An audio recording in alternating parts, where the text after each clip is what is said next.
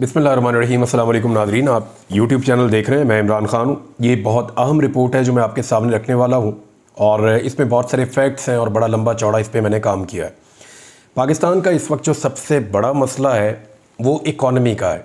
ये मसला है क्या, मैं आपको बिल्कुल आसान अल्फाज में समझा दूँगा, क्योंकि हुकूमत कुछ दावे कर रही है।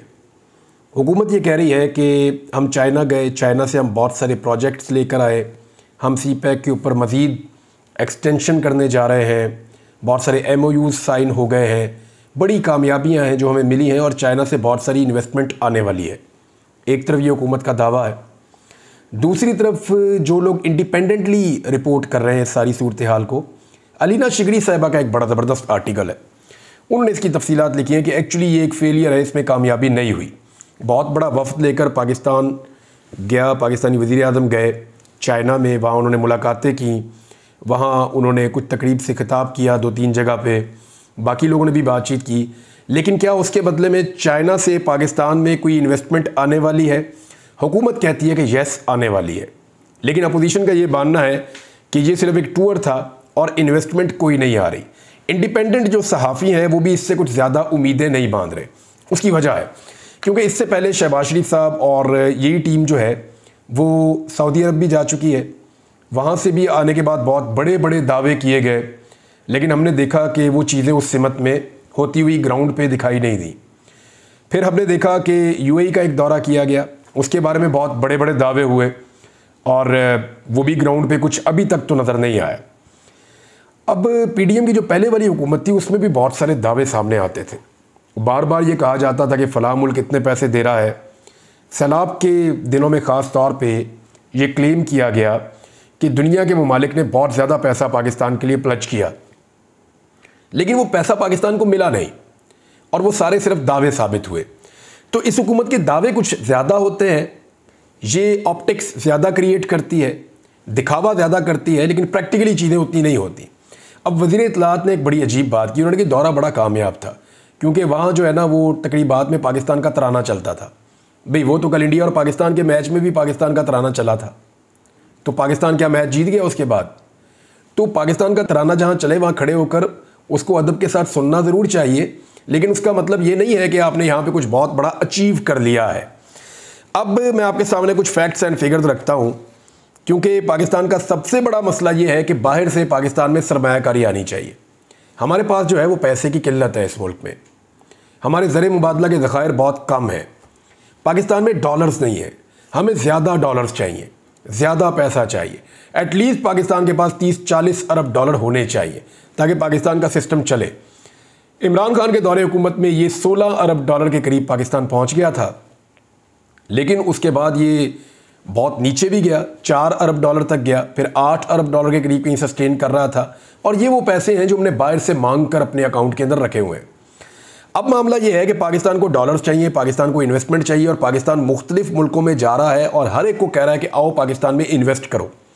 2 तरह की इन्वेस्टमेंट है जो पाकिस्तान में होनी चाहिए।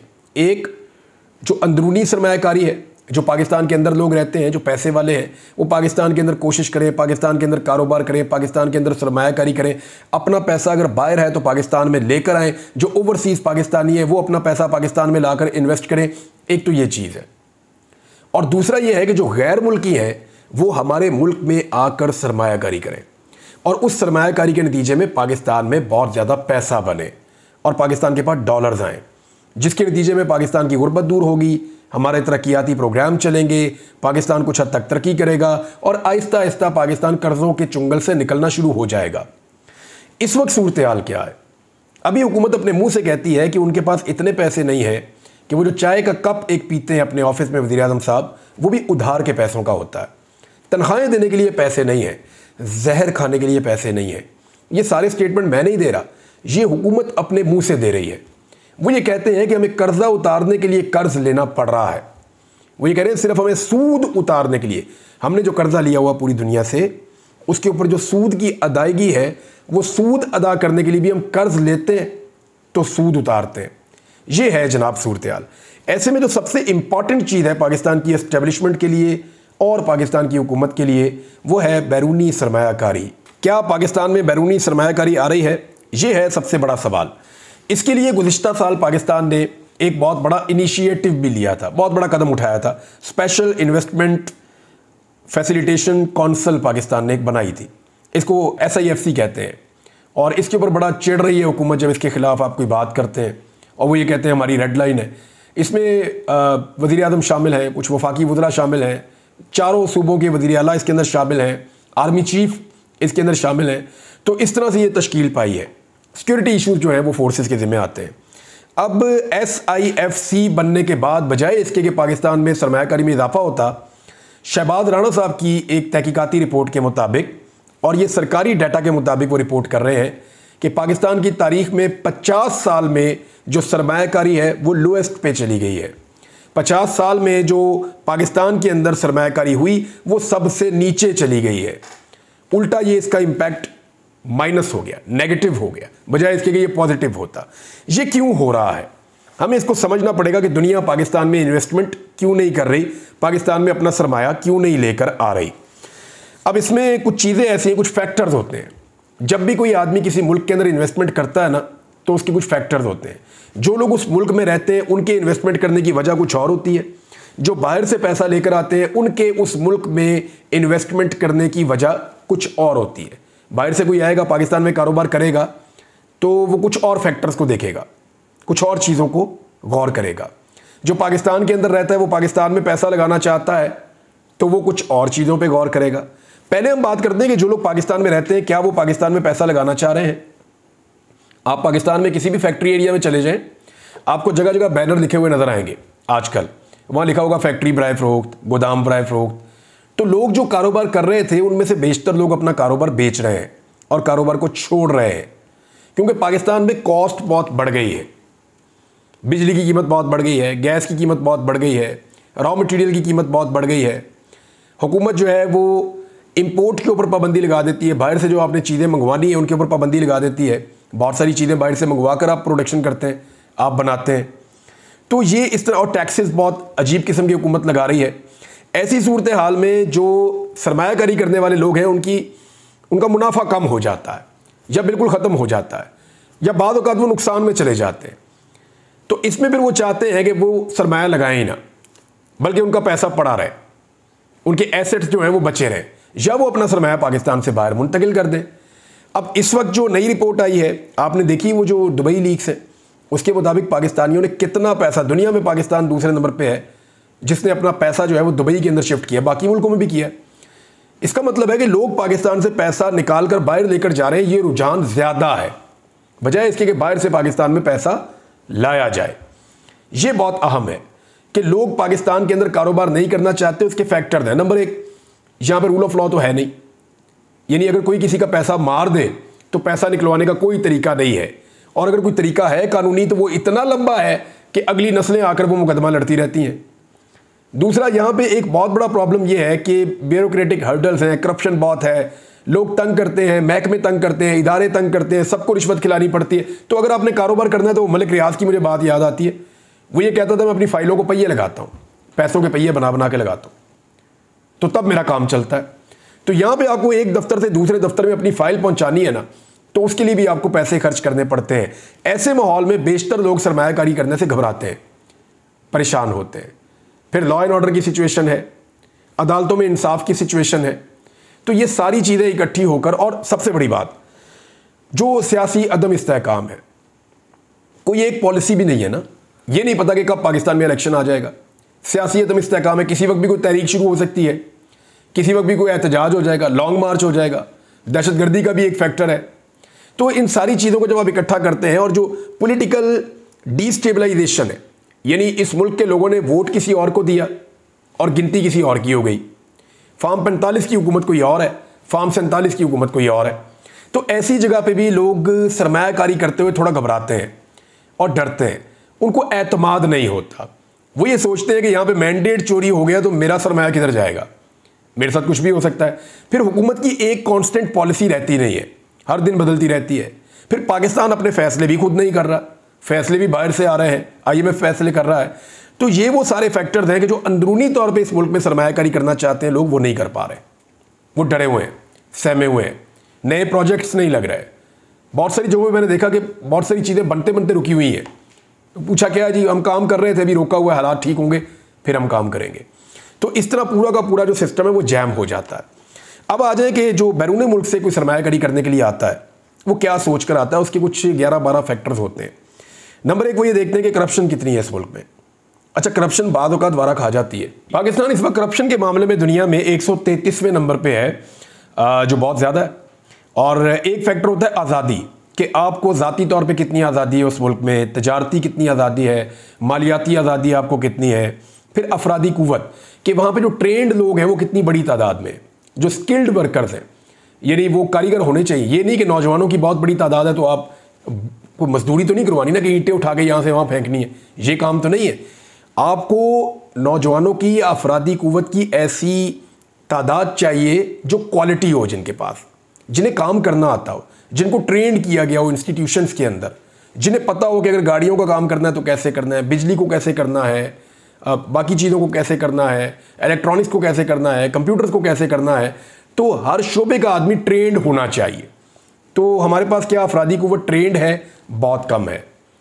अफरादी कुव्वत बहुत ज़्यादा है हमारे पास, बहुत वेले नौजवान ढेर लगा पड़ा है, लेकिन 60% आबादी पाकिस्तान की नौजवानों की है। लेकिन क्या उन 60% में से 10% भी माहिर हैं, कारीगर हैं या स्किल्ड वर्कर्स हैं? तो इसका जवाब आपको नफ़ी में मिलेगा कि हमारे यहाँ पे लोगों को काम नहीं आता, उनको ट्रेन नहीं किया गया, हुकूमत ने ऐसा सिस्टम नहीं बनाया। सरमायाकारों का तहफ़्फ़ुज़, जो बाहर से सरमायाकार आए उनका तहफ़्फ़ुज़ कैसे होगा? यहाँ पे तो कोई आपका चेक बाउंस हो जाए तो आप पीछे भागते रहते हैं, चक्कर ही कोई नहीं। आपको कोई भी धोखा देकर चला जाता है, अदालत में आपको इंसाफ नहीं मिलता।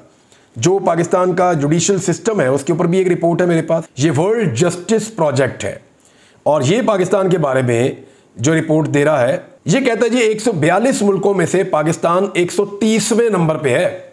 सिर्फ 12 मुल्क ऐसे हैं जहां पे लॉ एंड ऑर्डर पाकिस्तान से बेहतर है या जस्टिस का सिस्टम पाकिस्तान से बेहतर है। अदरवाइज पाकिस्तान 130वें नंबर है। अब कौन है जो रिस्क लेके, अपने पैसे भी लेके खुद भी इस मुल्क में आ जाएगा और वो आकर ये सोचेगा मैं यहाँ पैसे लगाऊंगा और पैसे बनाऊंगा? देखिए, हमारे पास कुछ मादनियात है, उसके लिए बड़े बड़े इन्वेस्टर्स आ जाते हैं। हमारे पास कुछ जगहों के ऊपर जैसे बलूचिस्तान में मादनियात निकलती हैं, कुछ और जगहों पे निकलती हैं, तो उसके लिए तो इन्वेस्टमेंट आ जाती है। हमारे पास ज़मीन बहुत ज़्यादा मौजूद है, ज़मीन के ऊपर इन्वेस्टमेंट करने के लिए लोग आ जाते हैं। सी पैक या गुजरगाह के तौर पे या बाकी चीज़ों में, इनमें इन्वेस्टमेंट हो जाती है। पाकिस्तान दुनिया के तगड़े तरीन मुल्कों में से है वसाइल के एतबार से, लेकिन यहाँ पे लॉ एंड ऑर्डर या आप कहें कि जस्टिस के एतबार से या इंसाफ की फराहमी के एतबार से हम 130वें नंबर पे है। इंफ्रास्ट्रक्चर पाकिस्तान का वो आपके सामने है, कितना हमने डेवलप किया है। टैक्सेस का निज़ाम आपके सामने है कि लगातार बढ़ते चले जा रहे हैं, हर चीज़ पे टैक्स लग रहा है, और सूरत हाल ये है कि पाकिस्तान इस रीजन का सबसे महंगा मुल्क बन चुका है। मेयार ज़िंदगी पे आ जाए आप कि पाकिस्तान में एक आम आदमी का मेयार ज़िंदगी क्या है। मेयार ज़िंदगी या जिसे आप क्वालिटी ऑफ लाइफ कहते हैं, उस इंडेक्स में अगर आप देखें तो पाकिस्तान वो भी टॉप 100 ममालिक में इसमें भी नहीं आता। ये बड़ा प्रॉब्लम है। सुर्ख फीता या जिसको आप रेड टेप कहते हैं, यानी यहाँ ब्यूरोक्रेटिक हर्डल्स बहुत ज़्यादा हैं, यानी गैर ज़रूरी तौर पे बहुत सारी चीज़ें ऐसी मौजूद हैं हमारे सिस्टम में जिसकी वजह से सरमायाकार भाग जाता है, चीज़ों को बहुत लंबा कर दिया जाता है, बहुत टाइम डिले होता है और इससे करप्शन के रास्ते खुलते हैं। फिर टेक्नोलॉजी में हम बहुत पीछे, हमें टेक्नोलॉजी में, यानी आप किसी भी मुल्क में चले जाएं अपने आसपास तो आपको अंदाज़ा होगा वो टेक्नोलॉजी में हमसे बहुत आगे चले गए। आईटी के अंदर, बाकी चीज़ों के अंदर हम बहुत बेसिक पे खड़े हैं। तो ये भी एक प्रॉब्लम है कि सरमायाकार आलमी सतह पे नहीं आते। एतमाद, यानी हमारी स्टेबिलिटी कितनी है पाकिस्तान में हुकूमत की, या पाकिस्तान के अंदर सियासी स्टेबिलिटी कितनी है, तो अगर उसके ऊपर आप गौर करें तो वो भी पाकिस्तान बहुत बुरी तरह, पॉलिटिकल स्टेबिलिटी का जो इंडेक्स है वो मैं खोल कर आपको बता देता हूँ कि इस वक्त पाकिस्तान पॉलिटिकल स्टेबिलिटी में कहाँ खड़ा है। जो पॉलिटिकल स्टेबिलिटी में या सियासी इस्तेहकाम के अंदर जो मुल्क पाकिस्तान के बाद आते हैं ना, उनमें सिर्फ शाम, अफ़गानिस्तान, सोमालिया, माली, यमन, इराक, लीबिया, ये वो मुल्क हैं जहाँ जंगें लगी हुई हैं, या इसके अलावा central African Republic, Ethiopia, Ukraine, यहाँ पे भी जंग लगी हुई है, सूडान और ये कॉन्गो, ये वो मुल्क हैं जो पाकिस्तान से बुरी सूरत हाल में है। बाकी सारे मुल्क पाकिस्तान से बेहतर हैं सियासी इस्तेहकाम के एतबार से। तो फिर एतमाद लोगों को कैसे आएगा? जो बाहर से कोई बंदा आएगा उसको पता ही नहीं है कि यहाँ की गवर्नमेंट ने चलना है या नहीं चलना, निज़ाम यहाँ पे अभी काम करेगा या नहीं करेगा, तो ये भी एक फैक्टर है। फिर एक फैक्टर इसका ये है कि माशी तौर पे ये मुल्क कितना ग्रो कर रहा है। इमरान खान के दौरे हुकूमत में, यानी पाकिस्तान बहुत लंबे अरसे से इन प्रॉब्लम्स के अंदर है, इवन इमरान खान के दौर में भी बहुत सारे प्रॉब्लम्स रहे, ऐसा नहीं है कि सब कुछ अच्छा हो गया था, लेकिन फिर भी पाकिस्तान कुछ ग्रो कर रहा था और पाकिस्तान की जो तरक्की की शरह है वो बढ़ के लगभग 6% के करीब पहुंच गई थी। अब वो बहुत कम है और इसकी वजह से भी सरमायाकार परेशान रहते हैं। एक चीज़ और है, शरह सूद। पाकिस्तान में शरह सूद 22% था, उसको 1.5% कम करके 20.5% कर दिया गया है। लेकिन मेरे पास वो डाटा मौजूद है जिसमें अफगानिस्तान का शरह सूद तो 0 है, बांग्लादेश का 4% है, नेपाल का 8.5% है और भारत का शरह सूद भी पाकिस्तान से काफ़ी कम है। भारत का 6.5% है तो पाकिस्तान का 20.5% है। ये भी एक फैक्टर है। तो जब आप इन सारे फैक्टर्स को इकट्ठा करते हैं तो पाकिस्तान में सरमायाकारी क्यों नहीं आ रही, इसका हमें आसानी से आइडिया हो जाता है। अब सरमायाकारी आएगी कैसे? देखें, जो पाकिस्तान में इस वक्त सिचुएशन है, जो शख्सी आज़ादियों की हालत है, लोग गायब हो जाते हैं, लोगों पे मुकदमात होते हैं, इंसानी हकूक़ की खिलाफ वर्जियाँ हो रही हैं, अदालतें इंसाफ फ्राहम नहीं कर पा रही और इन्वेस्टिगेशंस का सिस्टम आपके सामने है, रूल ऑफ लॉ आपके सामने है, सियासी इस्तेहकाम आपके सामने है, इलेक्शन के बावजूद चीज़ें नहीं संभल रही। तो जितने भी आलमी इदारे हैं वो बार बार वार्न कर रहे हैं कि इस कंडीशन में या इस सूरत हाल में पाकिस्तान में सरमायाकारी नहीं आएगी, उल्टा लोग इस मुल्क से सरमाया निकाल कर ले जाएंगे। और इस वक्त हम उसी सूरत हाल का सामना कर रहे हैं। अब ज़रा आप ये भी देख लें कि पाकिस्तान में खुशहाली कितनी है। दुनिया में 167 मुल्कों की एक लिस्ट है कि कौन सा मुल्क कितना खुशहाल है, तो इसमें पाकिस्तान 136वें नंबर पर आता है। CEO वर्ल्ड मैगजीन ने एक रिपोर्ट जारी की है और वो रिपोर्ट ये बता रही है कि दुनिया में वो बेहतरीन मुल्क कौन से हैं 2024 में जहां पे आपको कारोबार करना चाहिए या अपनी इन्वेस्टमेंट उन मुल्कों में जाकर करनी चाहिए। इसमें जो दुनिया का नंबर 1 मुल्क है वो सिंगापुर है, दूसरे नंबर पे UK है, बरतानिया, फिर उसके बाद ताइवान, इंडिया चौथे नंबर पे है, भारत चौथे नंबर पे है जहां पे दुनिया को जाकर के इन्वेस्टमेंट करनी चाहिए, अमेरिका 10वें नंबर पे है, ऑस्ट्रेलिया 7वें नंबर पे है। हमारे इस रीजन के बहुत सारे मुल्क हमसे बेहतर पोजीशन में है। पाकिस्तान कहां पे खड़ा है? पाकिस्तान 92वें नंबर पे है। यानी 91 ऐसे मुल्क हैं इस दुनिया में जो सरमायाकारों के लिए पाकिस्तान से बेहतर तस्वुर किए जाते हैं इन सारे फैक्टर्स की मौजूदगी में, जिन फैक्टर्स का मैंने आपके सामने जिक्र किया है। लिहाजा हमें पाकिस्तान को ठीक करने की ज़रूरत है। हमें स्टेटमेंट्स के ज़रिए से या दूसरों को बेवकूफ़ बनाने के ज़रिए से या एक दूसरे को नीचा दिखाने से पाकिस्तान में इन्वेस्टमेंट नहीं ला पाएंगे। हमें अपना किबला दुरुस्त करना पड़ेगा, हमें बदले की ज़हनियत को छोड़ के इस मुल्क को आगे बढ़ाना पड़ेगा, फिर ही पाकिस्तान के अंदर इन्वेस्टमेंट आएगी। अदरवाइज़ ये सिर्फ एक ख्वाब है। अब तक के लिए इतना ही। अपना ख्याल रखिएगा, अपने इस चैनल का भी। अल्लाह हाफ़िज़।